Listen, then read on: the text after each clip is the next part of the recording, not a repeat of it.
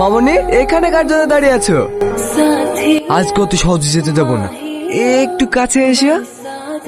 আবার বিয়া তুমি শুরু করে দিয়েছি। এটা আমাদের পার্সোনাল ম্যাটার। ভালোই ভালোই বলছি, ঝামেলা না করে এখান থেকে চলে যা। তোকে আমি ঠিকই দেখে নেব। থ্যাঙ্কস। আমি তো আমার কর্তব্য পালন করেছি। এই নিন আপনার ডায়েরি। আসবো স্যার। আরে সেলিম বাবু, ছোট ভাইটার জন্য মাঝে মাঝে কলেজে আসতে হয়।